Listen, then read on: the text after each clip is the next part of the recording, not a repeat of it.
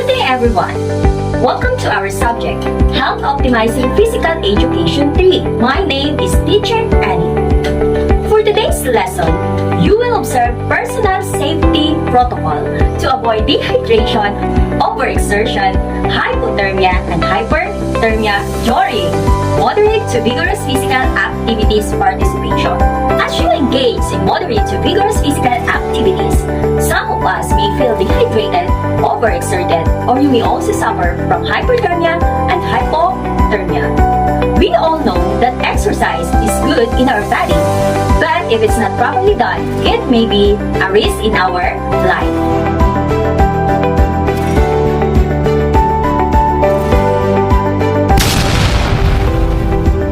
At the end of this video, you should be able to discuss how to prevent dehydration, overexertion, hypothermia, and hyperthermia. Apply how to prevent dehydration, overexertion, hypo, and hyperthermia when you engage in dance. And lastly, display a feeling of love and appreciation towards local dance while observing personal safety protocol. As we begin our lesson, let us perform a warm-up activity. Get your learning activity sheet and your pen. Then, complete and write the missing part on the table. Choose your answer from the box provided. You only have 2 minutes to answer. Time starts now.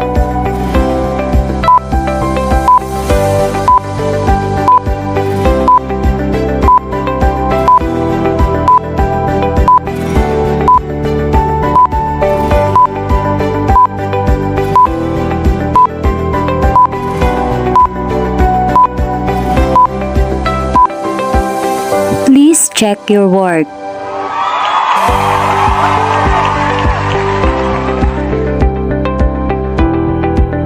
This time, write what you currently know about the following terms. Write your own opinion. Write 1 to 2 sentences only. Dehydration,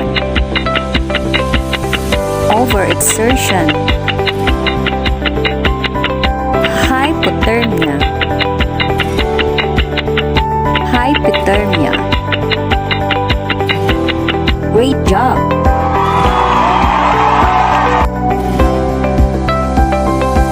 Dehydration. It occurs when you use or lose more fluid than you take in, when your body doesn't have enough water and other fluid to carry out its normal functions.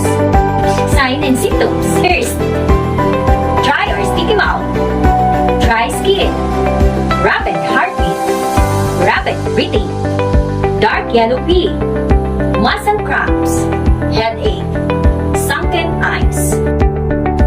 What to do? It must be treated by replenishing the fluid level in the body. This can be done by consuming clear fluids such as water, clear broths, frozen water or ice pops, or sports such as Gatorade. Some dehydration patients, however, will require intravenous fluids in order to rehydrate. People who are dehydrated should avoid drinks containing caffeine, such as coffee, tea, and sodas. Overexertion. It occurs when people push themselves too hard during physical activity. In terms of overexertion injuries, strains and sprains is the most common. Strain injury is the tearing or stretching of the muscle or tendon, while sprains are stretching or tearing the ligament. Signs and symptoms. Dizziness and vomiting, fatigue, pain, difficulty of speaking, feeling pain, lightheadedness, nausea, shortness of breath, and thirst. What to do? Immediate treatment for overexertion is to stop the task or activity and rest. Take stock of any signs and symptoms for treatment. Use ice or heat compress for muscle and joint soreness or stiffness. With muscle knots or tension, have a warm bath infused with Epsom salts for relief. Hypothermia is a medical emergency that occurs when your body loses heat faster than it can produce heat, causing a dangerously low body temperature. Signs and symptoms: shivering, slurred speech or mumbling, slow shallow breathing, weak pulse, clumsiness and lack of coordination, drowsiness or very low energy, confusion or memory loss of consciousness, bright, red, cold skin, hyperthermia. It refers to a group of heat-related conditions characterized by abnormally high body temperature. In other words, the opposite of hypothermia. This condition occurs when the body's heat regulation system becomes overwhelmed by outside factors, causing a person's internal temperature to rise. Signs and symptoms.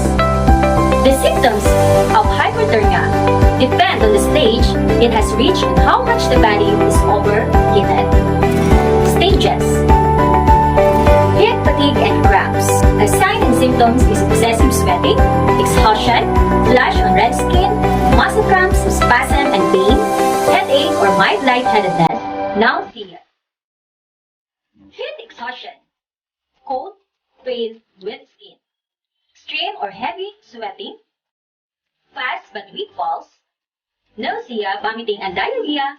Headache, muscle cramps, exhaustion, intense thirst, and dizziness. Less frequent urination and dark urine, difficulty paying attention or concentrating, mild swelling on the feet, ankles, fingers, or hands, temporarily fainting or losing consciousness.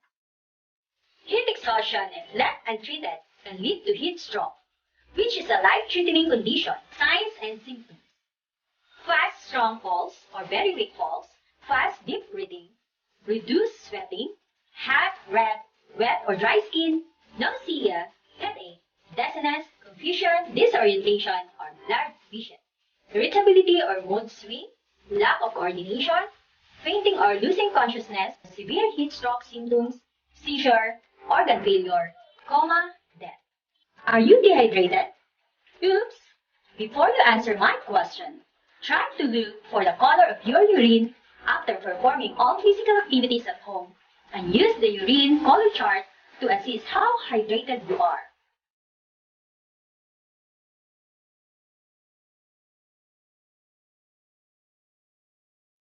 What number is the color of your urine using the chart above?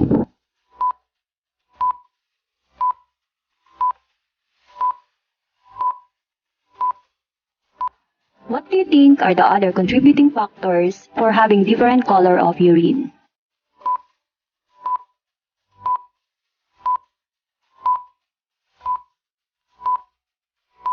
What are you going to do to stop yourself from dehydrated?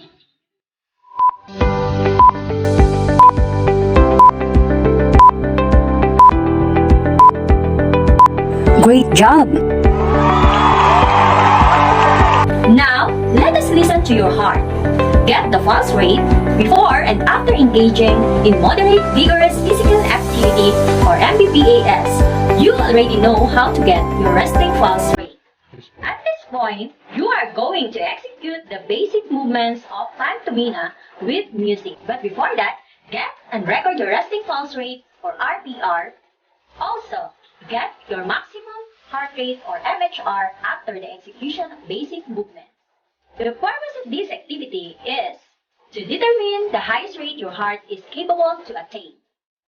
Now, subtract your age from 220. Example,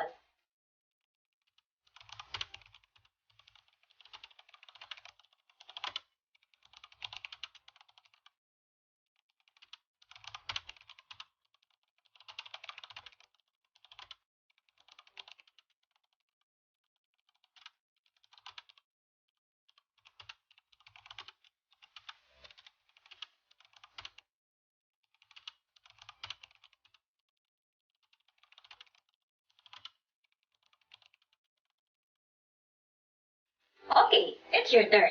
Complete this table. It's time for you to learn the basic steps of pantomima. Don't forget to perform in a safe area to observe personal safety protocol to avoid from dehydration, overexertion, hyperthermia, or hypothermia. This time, we are going to perform a vigorous physical activity.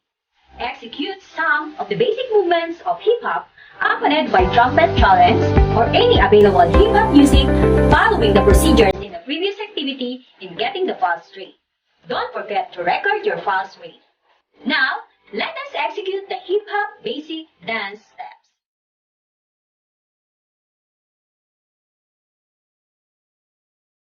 After engaging to moderate dance steps in pantomima, and 2 vigorous steps of hip-hop, let's compare the 2 recorded pulse rates. Did you achieve your target heart rate in pantomime dance steps? If no, what do you think is the reason? Did you achieve your target heart rate in basic hip-hop dance steps?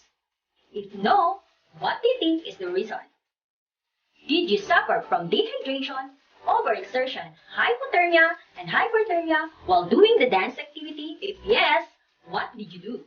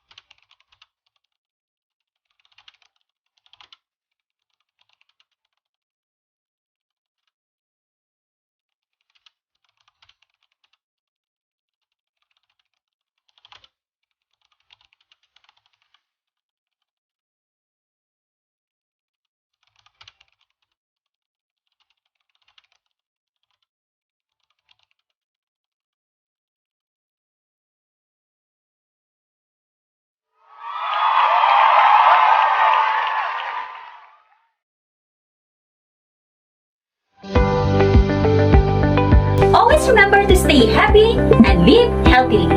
Join me next time as we engage to another health optimizing physical activities. This is your teacher Annie